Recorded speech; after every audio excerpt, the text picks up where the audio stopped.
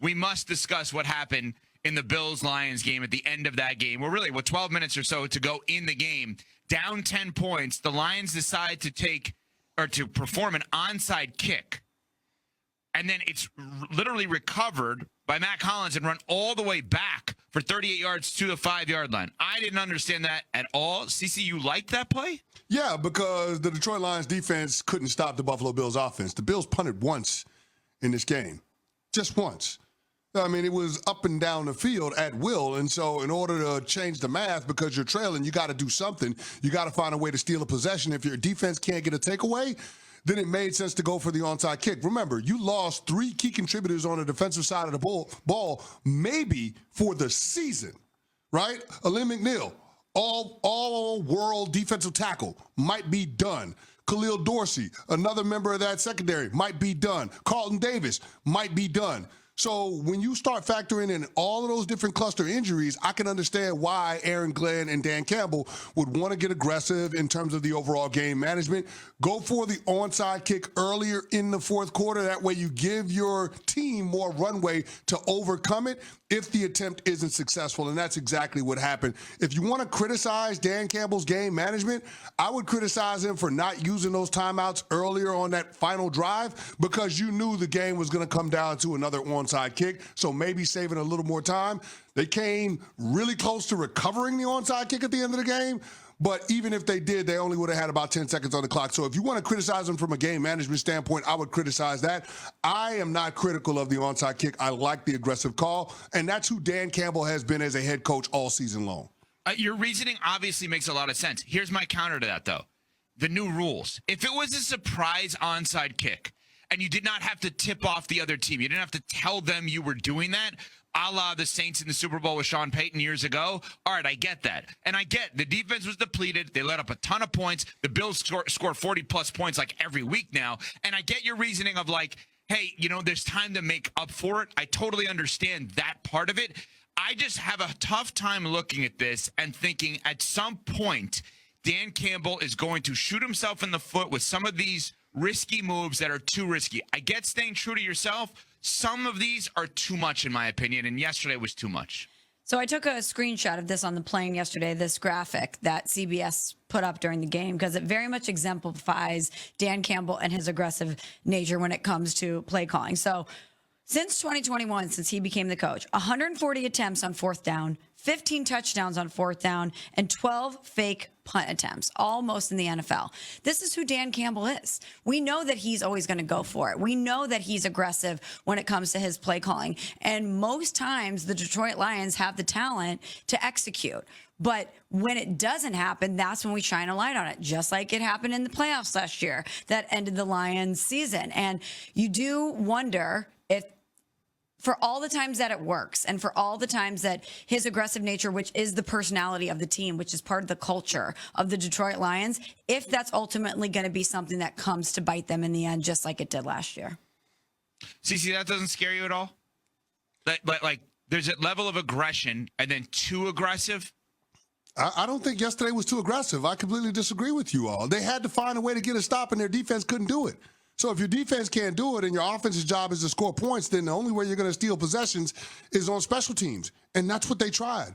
And guess what? It were 2 pretty good onside kick attempts. One went to the corner. Now, Matt Collins does a tremendous job at being able to tip it for him to himself, but you got the high bounce when you tried to do that onside kick earlier in the fourth quarter.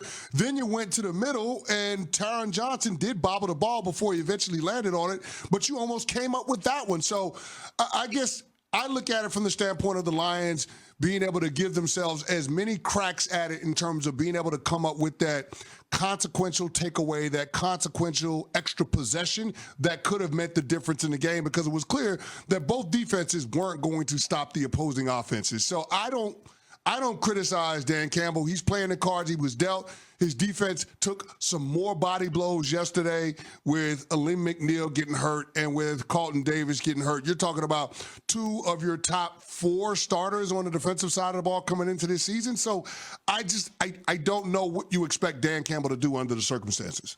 We're on Sportsmanlike here on ESPN Radio, presented by Progressive Insurance. All right, we heard there's more on that, obviously, to do, and I'm sure Dan Campbell is going to speak about it, and the Lions will speak about it as the week progresses. Their loss after that huge winning streak to the Buffalo Bills, and there's a Buffalo side of it, which we will get to as well. Yeah, no doubt. I mean, the one thing I will say, Buffalo has a streak of 8 straight games where they're scoring north of 30 points. And Josh Allen has 10 total touchdowns and no turnovers in the last 2 weeks. Wow. Like, well, he's the MVP of the league. Going away. He's playing out of his mind. Going away. What do you want Dan Campbell and Aaron Glenn to do under those circumstances? I don't know. Well, I think that the Bills' fate is going to a lot be dependent on what happens here with Patrick Mahomes. He leaves the game with an ankle injury in their win over Cleveland yesterday. And here is Mahomes' post-game on the state of his ankle injury. Hard to say right now. I mean, obviously, still adrenaline rolling, and usually it's kind of the day after when you kind of get a good sense of it. But I feel like I could have finished the game in different circumstances. I thought the smart decision, I think we talked about, was to put Carson in, and he's played a lot of football, and he finished the game well. Here's where it gets really interesting. Their next couple of games, they have a game on Saturday and then a game on Wednesday with an injury, because that's obviously part of the TV deal with Peacock on Saturday and then Wednesday with Netflix. And the reason I bring up those other networks, it's vital because they're paying a ton of money to get some of these games and schedule them differently at different times so people watch them on standalone games. But all of that said, that can't play a factor into Mahomes' decision-making. Do we think that it is important for him to sit out? Do we think it's important now for him to push it for the next couple of weeks to guarantee the bye? What is the move if you are the Kansas City Chiefs here? And let's say he's 70% of ready to go. So I know that the x-rays were negative and they're going to find out more information, but you could obviously see that he was walking gingerly on the sideline, favoring that other leg. If I'm the Kansas City Chiefs, I know that my fate of winning a Super Bowl firmly rests on 15 shoulders. I'm not messing around at all. If after the week goes through, I don't care about primetime games. I don't care about the network. I'm trying to three-peat. I'm trying to do something that's never happened in the history of the NFL. If Patrick Mahomes is going to want to go because we've seen him play through injury, and he said as much after the game that he would have still wanted to play.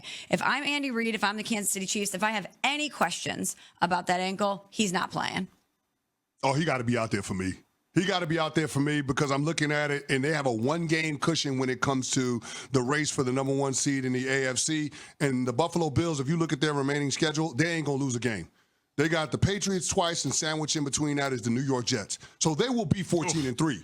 They have 3 byes. Yeah, exactly. So if you're the Kansas City Chiefs, I think it is paramount that you win the next 2 games. You got the Pittsburgh Steelers and you got the Houston Texans on deck. If you can find a way to win those 2 games, then all of a sudden Patrick Mahomes, along with all of those other players that are nicked up with injuries, get to have 2 weeks of rest because they can skip the regular season finale against the Denver Broncos, and they don't have to play in wild card weekend because they have the first round bye. So to me, if their goal is to three-peat, they absolutely have to get that number 1 seed because of all of the injuries that they've been dealing with throughout the course of this season. And quite frankly, because of all of the football that they've played over the last several seasons.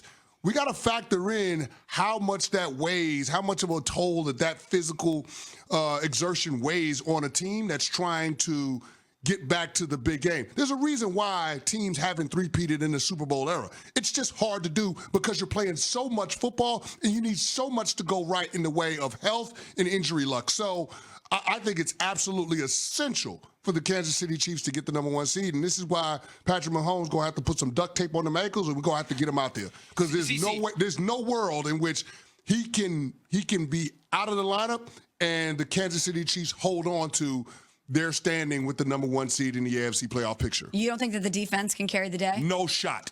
No way. No way they can do it. They got to have him out there in order to get that number 1 seed. CC, to understand this, for small people like Smalls and I and all the fans out there who didn't play in the league like you did, if he's going to play 1 game, let's say, over the next 2, what's easier, to get right back on it and play this week or rest and play the Christmas Day game?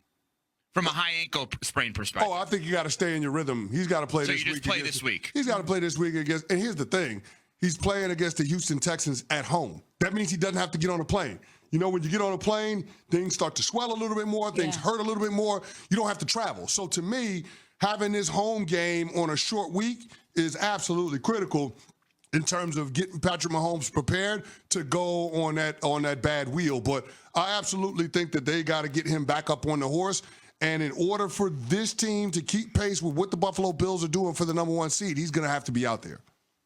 And do we think that if they don't have the number 1 seed, just want to be clear on this, if they don't have the number 1 seed, if they decide to shut them down until their first playoff game, just for argument's sake, if they don't have the number 1 seed, they're not going to the Super Bowl? Yeah, I don't think they're going to the Super Bowl if they don't have the number 1 seed. I don't think with the version of Josh Allen that we're getting right now, I don't think the Kansas City Chiefs can go back to Buffalo and win a playoff game. This is a different version of Josh Allen. It is. Now, we'll have to see what happens when it comes to the tournament and seeding, because I do think we have a big 3 in the AFC, and depending on who plays who and when, the Kansas City Chiefs might not have to worry about that, but that's another story that we'll get to later on in our show. But I think the Kansas City Chiefs, if they're going to get back to the Super Bowl, they've got to make sure that they don't have to go through Orchard Park. Mm-hmm. Was there a door left wide open yesterday in the NFL? We will